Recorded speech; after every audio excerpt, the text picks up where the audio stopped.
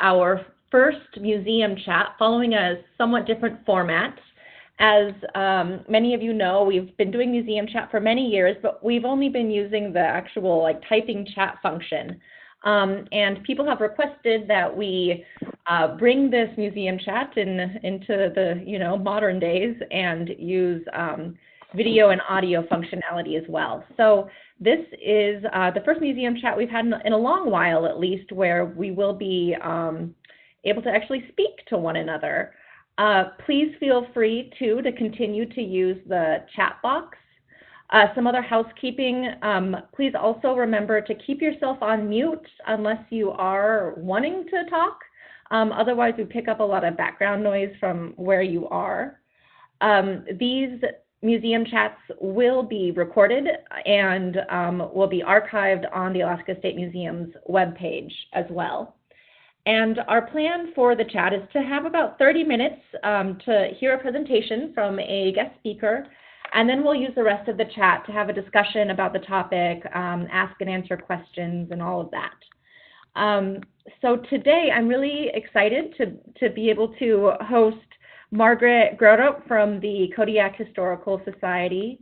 Margaret is the curator of collections there, and she also has a certificate in museum evaluation from the University of Washington. So today we'll be hearing about museum evaluation from Margaret. If you have questions during Margaret's presentation, please enter them into the chat box, and I will read them as they come up. And I think that's about all for an introduction. So Margaret, I'll hand it over to you. Thanks, Anjali. Can everyone hear me all right? Yes. Yeah. At any point, if I trail off, just use your microphone or send me a chat. Thanks again for the introduction. Evaluation is something I'm really passionate about. I worked on a few projects in Seattle with a lot of museums there, and then I moved up to Alaska last April. So I'm excited to see what other people in Alaska are doing with evaluation too.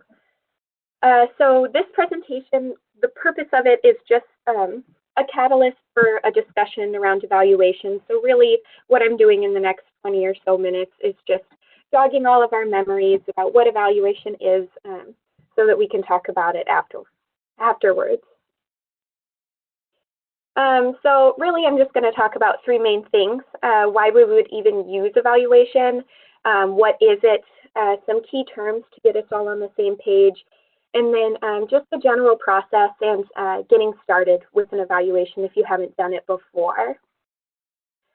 So first I wanted to ask everyone on the chat if you would just use the chat box to comment and brainstorm what words or phrases come to mind when you hear the term evaluation or museum evaluation.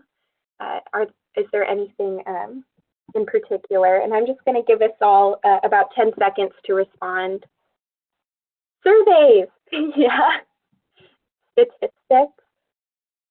Anyone else?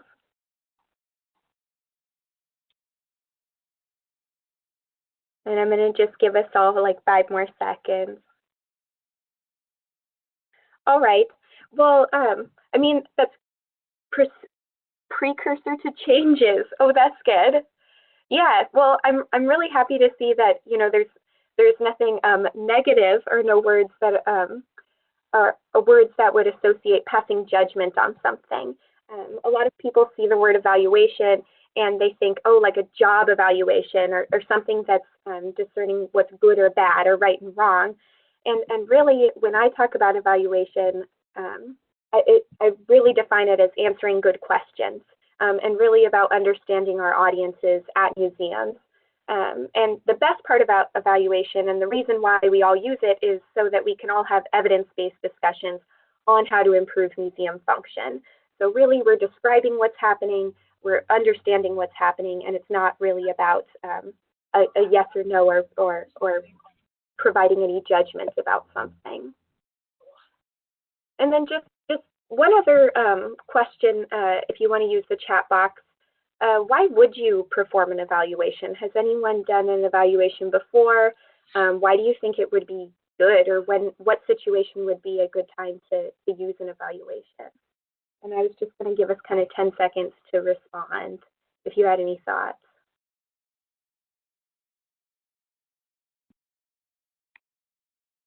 Create exhibits that are responsive to community needs. Thank you, Angeli. To improve and set goals. Determine what is working and what is not working. That's cool. Yeah. Also, a lot of the times I was kind of expecting someone to say at the end of a grant project or something like that. Usually a grantee will require some type of evaluation. When a museum is preparing a strategic plan, yes, or updating a strategic plan, evaluation is the perfect tool to use. And again, it allows us to have evidence-based discussions about change in our institution. So that's really wonderful. So this has a lot of words on it, but really what all of those answers have in common is that we are understanding an outcome or a change that has occurred as a result of our activities at a museum. For example, by using evaluation, we can go from what activities do we deliver, what programs do we offer, what exhibits do we offer, to what difference are we making, what results are we achieving in response to those things. So with evaluation, we can really understand what our outcome is, what our impact is in our community. And then, I just think this is really fun, but the National Science Foundation has these impact or outcome categories. And I think they're really exciting because museum evaluation and a lot of qualitative evaluation can measure things like awareness, engagement, attitude, behavior, and skills in all of our visitors. And so by performing an evaluation, you are going to get hard data about all of these things rather than a speculation, which is super exciting. And so how do we get all of our information about visitor awareness or engagement? We use indicators, and the term indicators is just a measure for our outcomes. So what does success look like?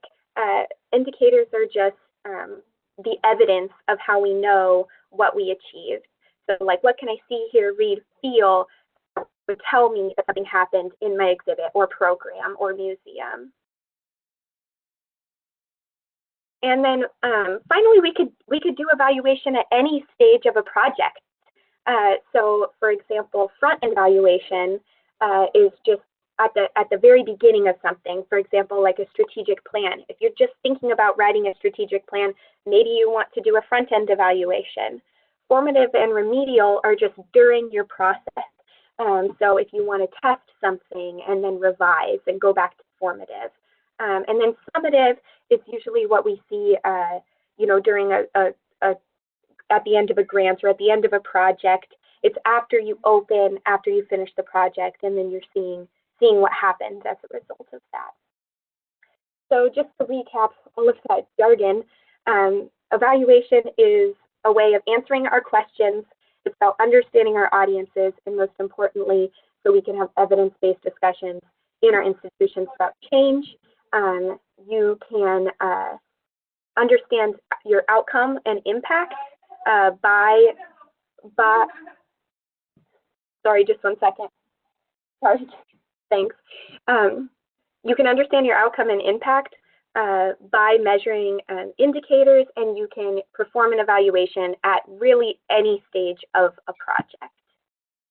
So I just wanted to take one more,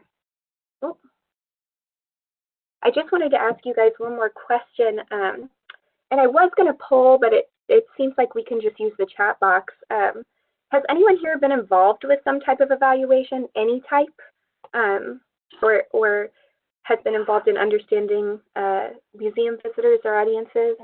So it went from savings to, because we're supposed to have 25 engagement. So that's what's happening. Yeah, Angeli, I'm using some of your front-end evaluation right now. Yeah. We all took the survey at the end of the Museums Alaska conference. Cool. So that's AASLH eval in 2008. Nice. tracking studies. Sweet. So this is good. This next part might be a little bit of a review for everybody, but I really wanted to just go through the 5 steps of evaluation, just so we can all be on the same page and have for our discussion later. Also, I find that thinking through all these 5 steps really helps you implement your evaluation in your institution. You know, we've all sent out a survey or a questionnaire, and then you get the results back and you send them off to your granting agency, and then you never look at them again. And you know, your institution doesn't really change from this evaluation that you put so much effort into. And I think when we actually go through all of these 5 steps, it's so much easier to implement all the work that you've done. So the first step in any evaluation is design. And very simply, it just starts with a question or a series of questions that you have about your institution or something going on with it. So I just kind of wanted everyone right now on this call, as we're moving forward with our 5 steps of evaluation in this presentation, to think of a question that you have at your institution right now and kind of follow it through the 5 steps. So for example, what are visitors' expectations regarding blank? What are visitors' expectations regarding this program that they came to? Which experiences, if any, encourage visitors to return to my museum? What learning goals, if any, did visitors take away from the exhibit? And then to what extent do visitors show signs of engagement in different sections of the exhibit? And some of these questions seem a little unwieldy, especially that last one. You know, to what extent do visitors show signs of engagement? And it's really just to avoid kind of abruptly ending questions in yes or no. For example, we're trying to steer away from questions like, are visitors encouraged to return to my museum? Yes or no. Instead, what experiences, if any, encourage visitors to return? By opening up the question, we're opening it up to such a range of answers that we can get. We're inviting a story to come in. It also decreases any type of evaluator bias, you know, and you know, you might find something that you didn't even know you wanted to learn about. So I'm just going to give everyone a few seconds to think about a question before moving on to the next step, and feel free to put your question in the chat box if you'd like, or keep it to yourself.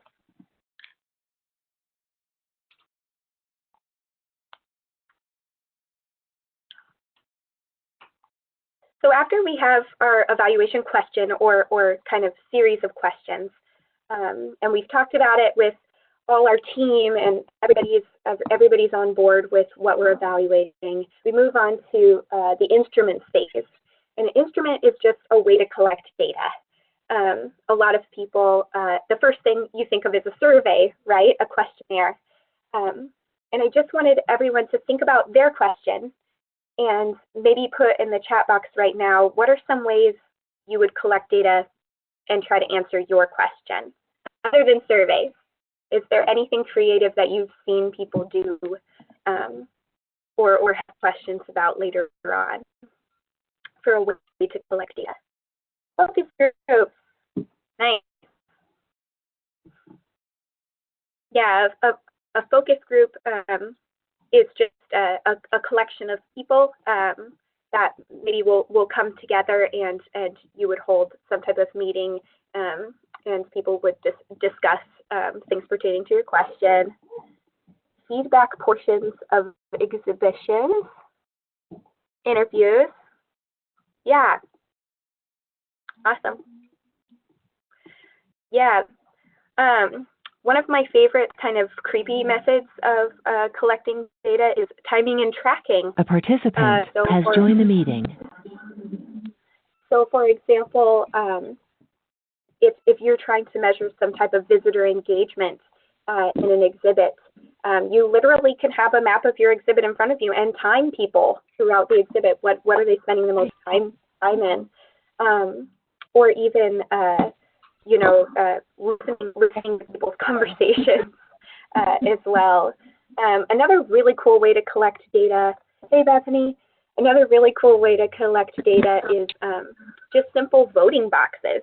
So visitors will get tokens and they can vote on a certain question that you're asking. Evaluation can be super simple like that, and doesn't always need to be in the form of a survey. However, I don't mean to rag on surveys. There's just so many different types. You can have an online survey. You can have a questionnaire that the visitor takes with them, fills out anonymously, and brings it back to you. You can have an interview with them based on a survey. There's so many different ways, and it's just finding the way that will help you answer your evaluation question best. And that might be multiple ways of collecting data. So moving on, just thinking about what our instrument is for our question. Then you're ready to collect data. So we're moving on to data collection. And really the number one thing about data collection that I always stress to everyone is have a collection protocol in place. And that's just really a written series of rules that you give yourself to keep your data collection consistent.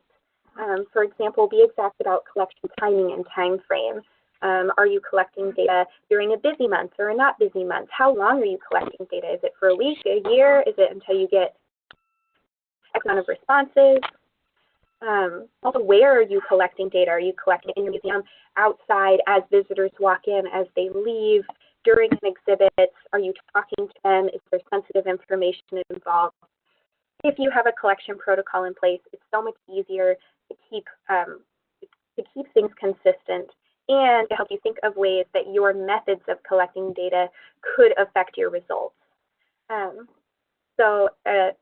For example, if you're administering a questionnaire, if it's more sensitive information, perhaps you want the protocol to be the visitor takes it with them, fills it out anonymously. Or if it's something that maybe could need a little more explanation and you want to talk with your visitor, maybe you want to do an interview instead. And then obviously test your instrument before the actual collection date. And then utilize volunteers. It's so much easier to utilize volunteers when you do have a collection protocol, and so everything stays consistent, and you'll thank yourself later after data collection. So after you have all this data, it's all about coding and analysis, and this is the most daunting, nebulous, difficult, time-consuming part of evaluation for most people, and I just want to stress that it can be as simple as an Excel spreadsheet. You know, you can have all of the questions that you asked in columns and all of the answers in rows, and you're going to have a ton of data, and it's going to look unwieldy at first. But really, coding is just about linking data-defined patterns and capturing an essential element of your evaluation story. And also, you know, it's just about synthesizing what you collected. So just as I recommend having a data collection protocol, I would recommend having a coding rubric as a tool, which is just kind of your rules for coding. So as you're looking through your data and you're finding patterns, afterwards, after you've kind of dwelled in it for a long time, find your patterns, write them down, and go through every single piece of data and organize them. And having this rubric really helps people not overlook pieces of data. For example, if you're holding a focus group and you have a lot of transcriptions, having a rubric will help help you recognize the people who maybe are a little more quiet, maybe haven't said as much. And so having this rubric will prevent just the loudest person or the most eloquent person from having all of the say in your evaluation, if that makes any sense. Also, if this step seems pretty daunting, if you want to contact me afterwards, I have a few resources that can help if you're starting to code. Also, at the end of this presentation, there's a few resources that might be helpful as well. So we're going to ignore my misspelling of visualization at the bottom, but data visualization is just how you're presenting your findings at the end after you've coded everything. And this could be in the form of a report or a presentation to your peers. It's just how, really thinking back to your initial question, how are you going to answer it based on your data? And I'd recommend going to Stephanie Evergreen's blog on data visualization. She's really helpful in just choosing what type of chart or graph or way of presenting your data is best for your institution. So I would go there. Also, I would recommend writing down all of your steps of your evaluation in a report. Just put everything in a binder, because at some point, someone later on in your institution is going to want to see it and maybe build off of it. Also, you know, it helps people not reinvent the wheel in some ways. If you go through all 5 steps and really show what you did, and then people are able to use your raw data and maybe make a visualization in the future. So one last question, and feel free to comment in the chat box. A lot of the time I hear there's a problem with the institutional buy-in for evaluation. Sometimes it can be time consuming and it's difficult to go through all 5 steps. And so I'm wondering, everybody here, is your institution interested in evaluation yet? Or is advocacy something we need here? Yay! Oh, good.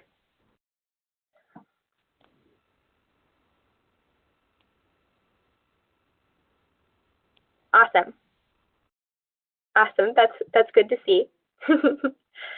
So if you're looking for other resources or just getting started on evaluation, I wanted to put these 3 organizations up here, and this presentation again will be up online after this. But the Committee on Audience Research and Evaluation, VSA, and American Evaluation Association are great places to start. They have great blogs and newsletters, and so if you're interested in joining any of those, they're great. Also, just some personal favorites of mine, informalscience.org. If you are performing an evaluation and you have a report, I really encourage you to publish it on Informal Science so that other people can build off of it, also not reinvent the wheel. And it's a great place to start if you're just starting an evaluation, because you can see everybody else's. So definitely check out that website. Also, a bunch of journals and magazines that are great for museum evaluation, have a bunch of new ideas.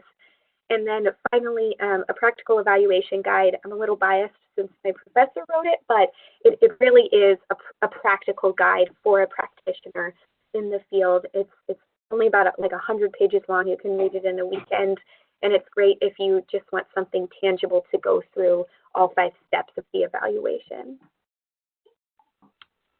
And then, of course, there's me.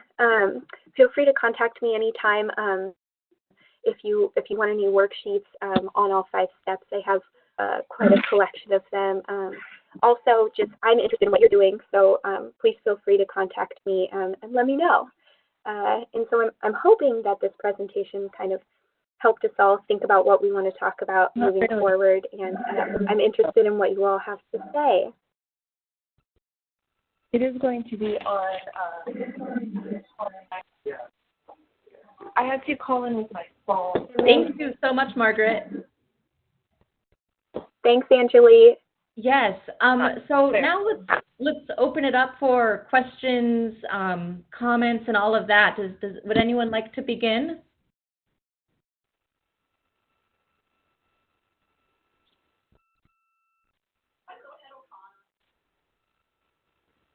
Well, if that's the case, I can. I'm curious about how we can integrate evaluations into the cultures of our museums and integrate evaluations into what we're already doing.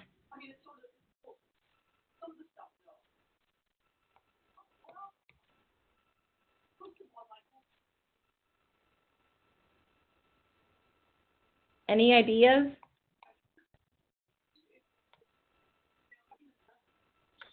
I guess I kind of have a response to that. This is Margaret. you know, as I was talking about before, it's just evaluation is about answering questions. So your question can be as you know, as small as you want it to be, and so can your methods of collecting data. So it can be as simple as a comment box as people walk out the door. It's just what you do with that data afterwards. Are you able to code it and just work it into some type of annual report at the end of the year? It's really always thinking about how can I get evidence of what I'm trying to say, and it can be in the most simple ways, if that's helpful.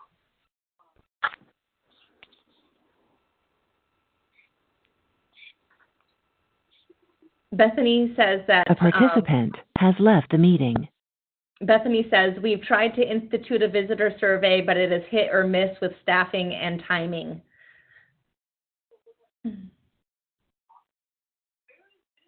Yeah. It's Bethany, is that just what type of survey are you doing? Is it interview based, or is it as people walk in or out, they take on themselves?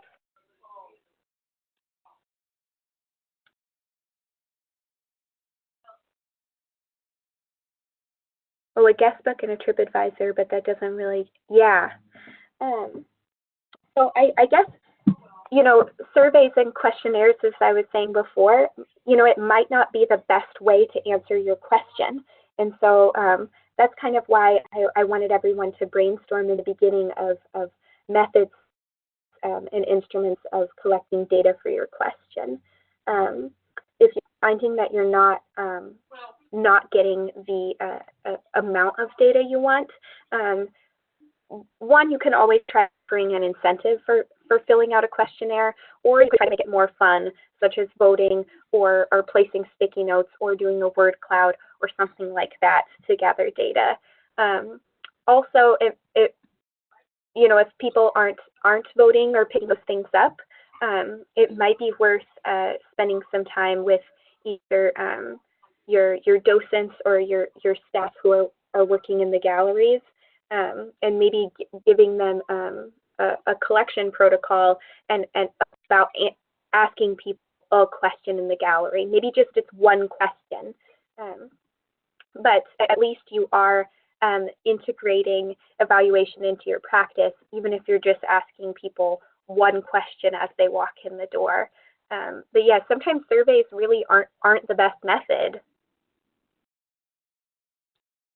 Bethany says that we're starting to send out email surveys for school tours before and after, but we don't get a lot of response either.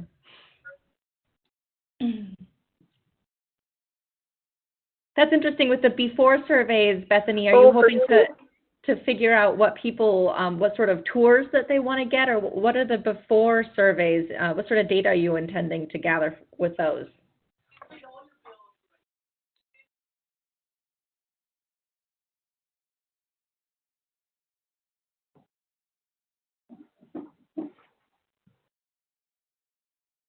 She says she's trying to figure out what the teachers have talked about before the kids get here. Ah, yes. Oh, cool. Well, great. I mean, I feel like you already have kind of your evaluation question, you know, what have teachers talked to their kids about before? And I think I think some of that with your survey, I'm not saying you've done this, but sometimes people get a little daunted when there's a lot of questions and they're not sure exactly why you're asking them these things. For example, like I see a lot of questionnaires that'll say like, what's your zip code? What's your age? What's blah, blah, blah. And that's not actually directly answering your evaluation question. And that kind of deters people from continuing to answer. And so if you come out front, like this is what I'm trying to get from you, and this is why, and I'm only going to ask you these 3 questions that definitely pertain to this, especially teachers or something like that, that might help get more responses. Also, I know that I know that it's more complicated when you're using children in an evaluation, but if you could get some type of permission, possibly you might want to do an activity with the kids that you might be able to answer your question what they know beforehand, if you're not publishing it or something like that. If they wrote something on stickies, just other ways that you can still get at that question without having to pry it out of the teachers. We only have 3 questions and they're very basic. Yeah. Oh, that's cute.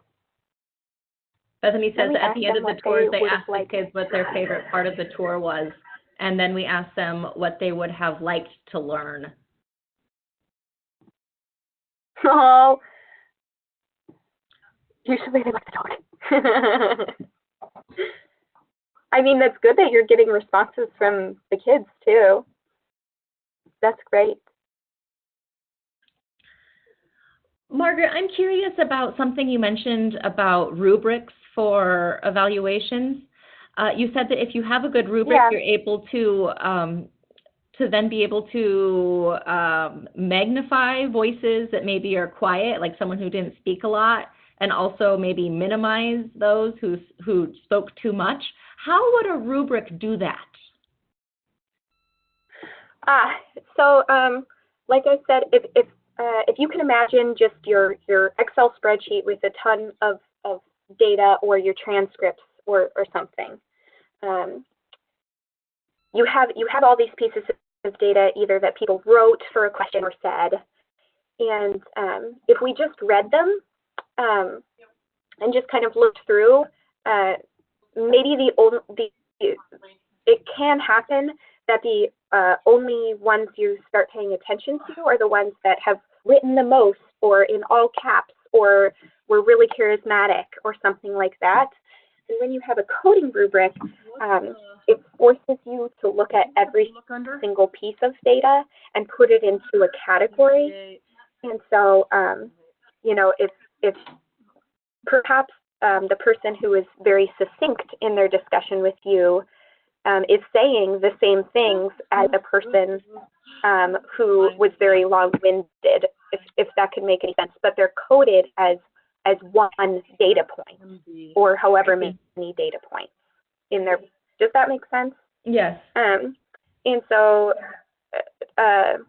your rubric could be as simple as, okay, I'm coding things 1 through 5. Everybody that said that the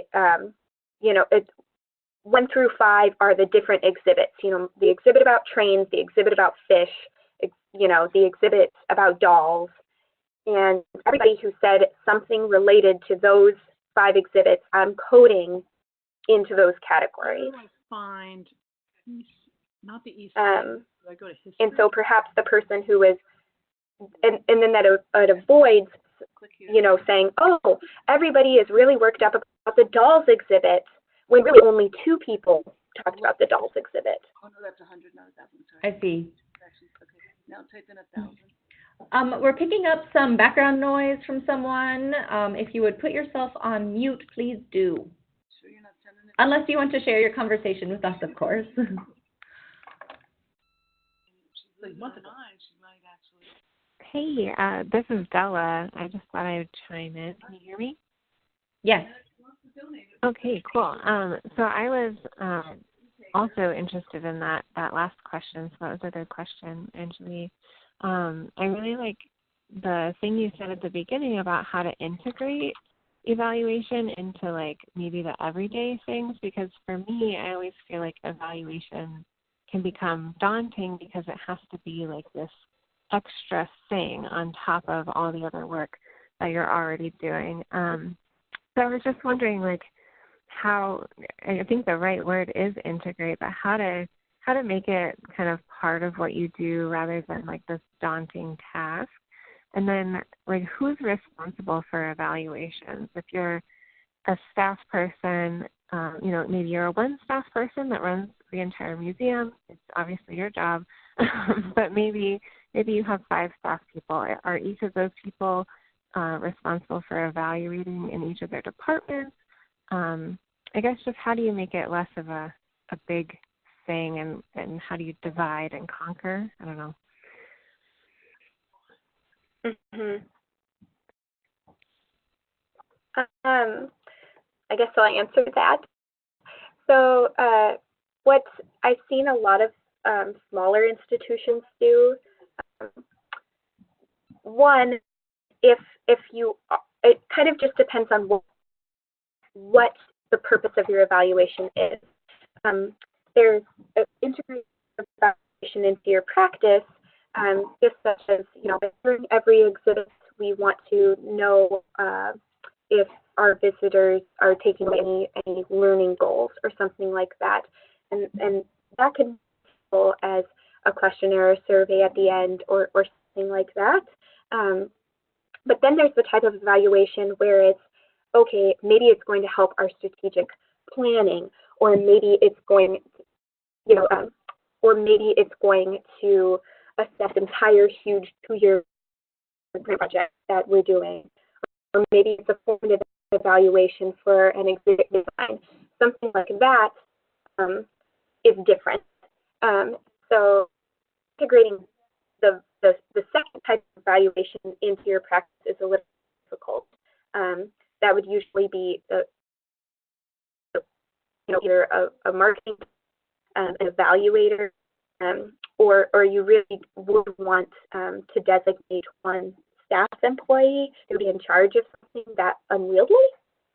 However, if you're just to constantly talk to your community and get feedback about your programs and what you're doing, that can be as simple as whoever is running and forming the program, just staying in touch with your community. So, for example, if you have your educator doing all of the kids programs, kind of what Bethany was talking about earlier, staying in touch with those teachers, really forming a relationship with those teachers and asking them constantly, just working into your practice, asking them what they want, and recording that.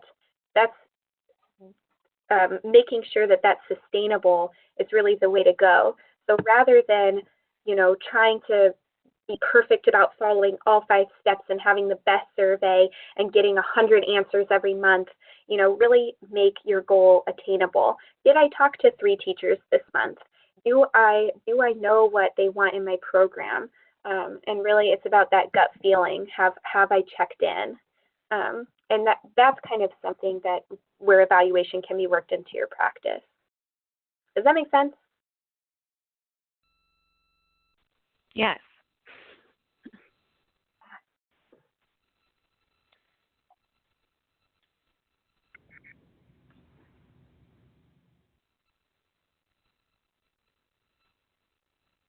I'm not sure, Mary, if Mary is still on the line.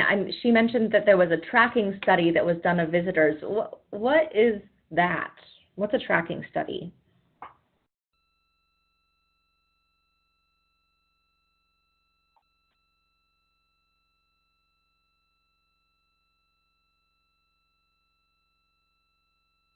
Is Mary still here?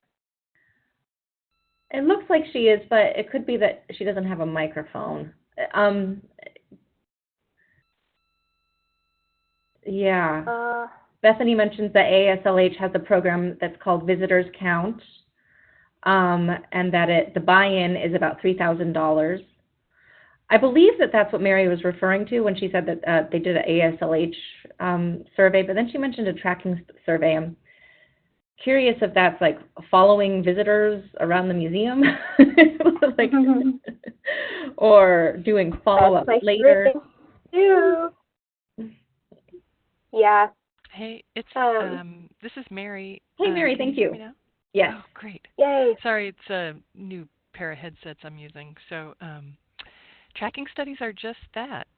Margaret did a great job of saying you start out with sort of a silhouette map, looking from above at your galleries, and then somebody actually usually goes undercover, dressing as a museum patron, and you put a little sign at the front desk saying, visitor studies are being conducted in this museum. Please be advised. And then the person is free to go undercover and track visitors.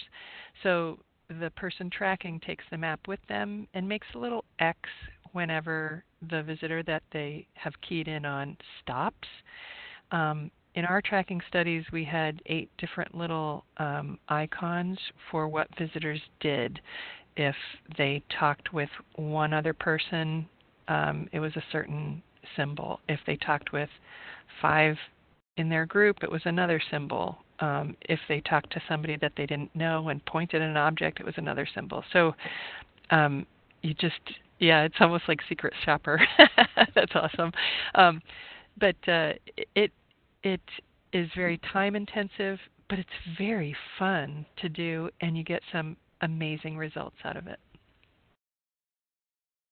Mary, how did you use that data when you were done with the tracking survey? Yeah, good question. And like Margaret said, we consolidated it in-house. Actually, the summer intern and I worked kind of closely together. Some of you will remember Ken DeRue, too. He was on staff at the time. And we crunched a lot of it in terms of percentage of visitors who stopped at particular displays, or percentage of visitors who talked to another patron about XYZ object. And so our report spoke in terms of percentage of visitors, and it gave us data like 88% of visitors stopped in front of the kayak case.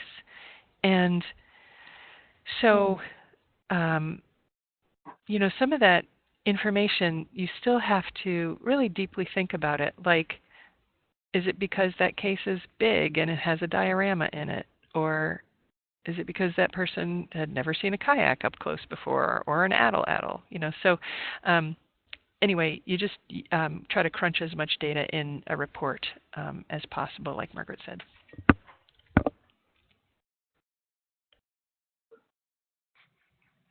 And Mary, now that we know that your microphone is working, how was your experience with visitors count? I know that that's there's the price tag attached with that, but there's an established methodology and everything. Is that something that you would recommend for other Alaska museums? Yeah, absolutely. It's a super high price tag. Even for the State Museum, we do not have $3,000 that we can just put on something like that. And yet, the analysis that AASLH's people, the analysis that they can provide you is in a larger context too, so it's really valuable. So, I guess people have to gauge whether that's worth it for them or not. Ours was done 10 years ago, and we felt kind of frustrated with some of the analysis that was done because it was very worthwhile, but we felt we didn't have the money to address all the things that our evaluator spoke about.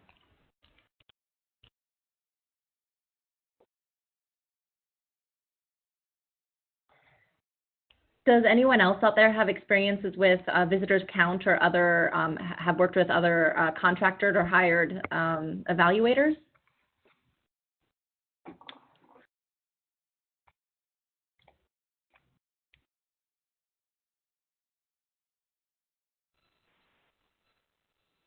This is Stella, unless somebody else wants to chime in. Museums Alaska, I think you all may know, last year, or I guess it was 2 years ago, we hired a consultant to evaluate our grant program.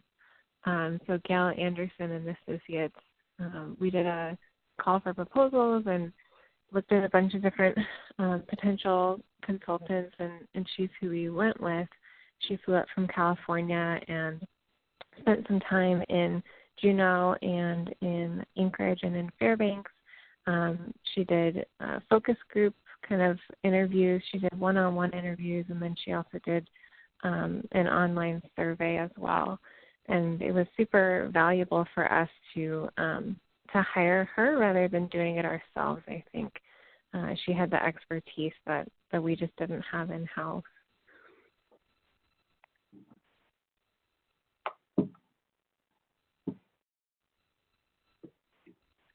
Bethany just asked who it was. It's Gail Anderson and Associates. Is the name of her. Her name is Gail, and Associates is Lexi. So some of you may have been interviewed by her or participated in the survey, but it was also nice for me, since I am the administrator of the grant programs, it was nice for me to remove myself from that and have her be able to ask these nice, honest questions about the work that we do without, me being there in front of you.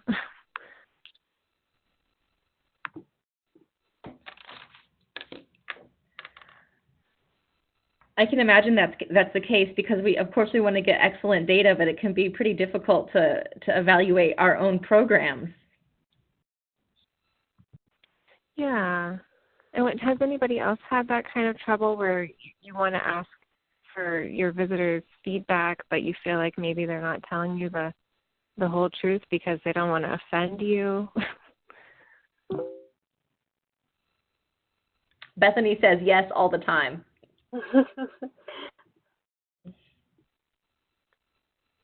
Mm-hmm.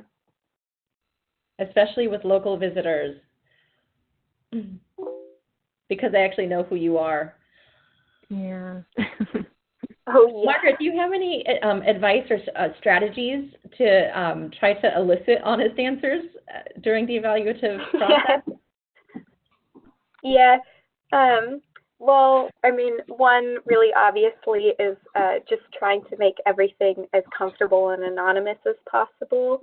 I've also found that if a question or a survey or something is taking more time and people are filling it out in that space, it makes you feel a little anxious. So something as simple as like the voting box or something, like would you recommend this to a friend, like scale of 1 through 5, like 1, definitely not, to 5, yes, I will, something like that where it's completely anonymous. But also, when you have an evaluation question, like if you're saying, oh, do visitors feel comfortable in my museum or something like that, or are people feeling welcome? You can't just go up and ask someone, do you feel welcome here? And so sometimes you might do something more sneaky, like the timing and tracking we were talking about, really watching people as they come into the space and addressing their body language, or if they talk to staff, are they asking questions, and do they feel comfortable using the interactives or using the facilities. Something like that, where you're observing people, might actually answer your question better than just asking them. Bethany asked if it's ethical or okay to offer a small prize like a pin or drawing for free membership or something for filling out a survey, or is that buying votes? It kind of depends on the questions that you're asking. And again, that goes back to your data collection protocol, thinking about your methods and how your methods might affect your answers. So, for example, if you're offering a prize or something and you're asking questions like, did you enjoy your experience here? Maybe offering a prize, you'll get more answers that they did enjoy their experience, and that's not what you're actually trying to measure. But if a prize or something like that, if you're trying to get demographic data, and it wouldn't really affect the visitor's attitude. Like when I was talking before about the National Science Foundation outcome or impact categories, if you're measuring attitude, I think getting a small prize or a pin might alter the visitor's attitude. Whereas if you're measuring maybe knowledge gained or something from an exhibit, getting a small prize or a pin probably would not alter that person's learning from the exhibit, or if they achieve the learning goal that you're looking for.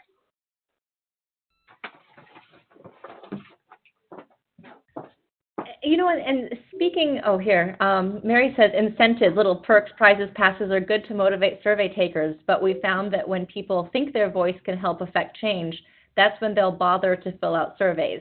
we got a huge response when we told people that we were on the cusp of whether or not to offer a senior discount.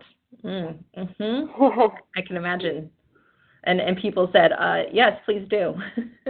I'm presuming. I also think of the disguised surveys that I've taken. Of course, we live in the world of quizzes, like social media quizzes. And I think of the Salmon Project is what comes to mind. They did a massive statewide survey that was disguised in the guise to see how much of a salmon lover you were. And so you would answer a really robust set of questions to determine if you were like, yeah, you kind of love salmon versus, oh yeah, you're salmon obsessed. And in the end, if you take it, you could like enter your name and maybe get a sticker or something like that. But I think one of the reasons that they got such participation was because people were really curious, like how did they measure up against other Alaskans in their love for salmon? So I wonder if data transparency, like being able to be like, hey, how did my answers compare to others, if that can sometimes be an incentive. I don't know if that's something that museums really would want to do, though, because this is for, I don't know if we want everyone to know what everyone thinks about us. Yeah. Yeah, I like the sneaky survey. Mostly I have a bad taste in my mouth when I say survey or questionnaire, because it already seems so daunting when you have to come up with some type of survey and it has to answer your question.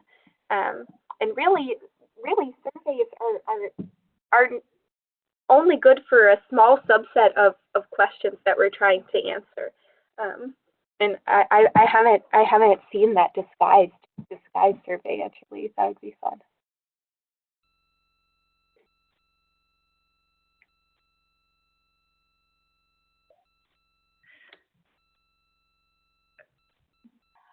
Are there other questions out there or comments? Is anyone doing an evaluation right now? Is anyone in the process of one? Just curious.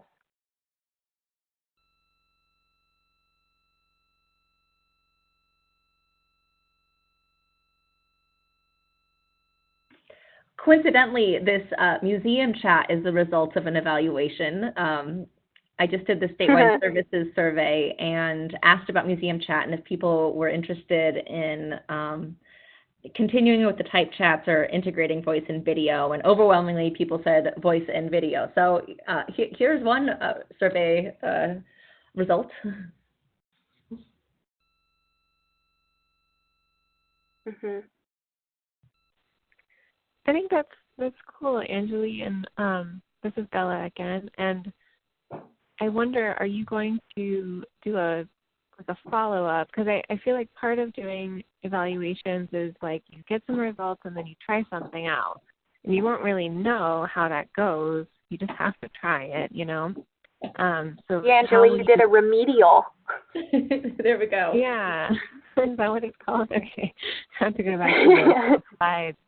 So yeah, so what's the next step then? Do you like wait 3 months and then, ask people how they like it, or how do you make sure that this is the right method to go? Maybe there is a different method.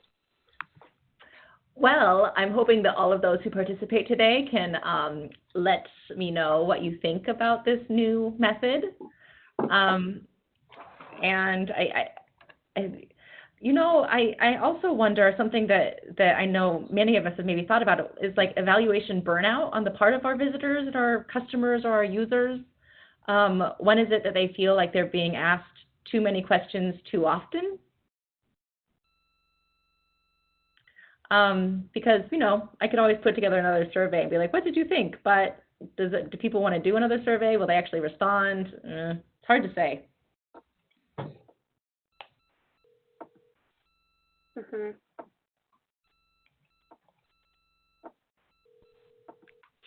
Margaret, is that a thing? Survey burnout? How do we avoid it? Yeah. I know. I feel like we're really ragging on surveys here, but yeah, it's a thing. And also, it's really important that we really go back to our evaluation question every time we write any type of question in a survey, because you need to respect your visitors' time. And I feel like so often we're just trying to take information from our visitors, and we really need to go back to, we're doing this evaluation for our visitors, and it's to improve their experience. So if we're taking away from their experience to improve their experience, it doesn't really make any sense. A lot of the time, you can even improve visitor experience with an evaluation if it's some type of activity integrated within an exhibit, or something like that. So like I said, the voting tokens, or writing down on a wall, posting up a sticky note. If you're interactive, if you're doing an interactive, maybe they get a piece of information about what you're doing, and they're rewarded in that way. But really, if we're talking about the type of evaluation that's ongoing and integrated into our practice, it does need to be sneaky. When you're doing a survey or something, I kind of think of that as if you're doing kind of if you have a very pointed question about an exhibit or program that you want to maybe change about it, and you want to have an informed discussion about changing. It's very specific that you are thinking of changing. Whereas if you just want to keep getting feedback from your community as an ongoing thing, really surveys are not the way to do it. For example, Angeli sent out a survey in order to very pointedly change the museum chats, and then she did it. But there's not this ongoing survey that you're constantly asking museum patrons all the time. Does that make sense? Yes.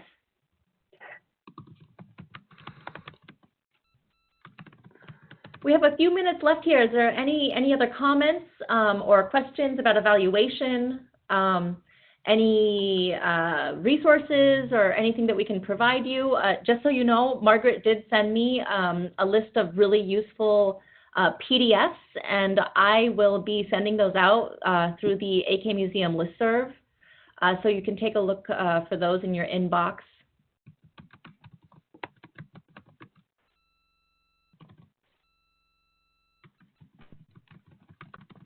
Thanks, Angeli.